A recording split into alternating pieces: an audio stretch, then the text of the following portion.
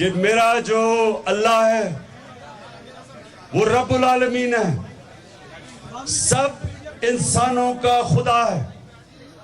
یہ اپنے سب نے سمجھنا ہے کہ مسلمانوں کا جو رب ہے وہ سارے انسانوں کے لیے ہے۔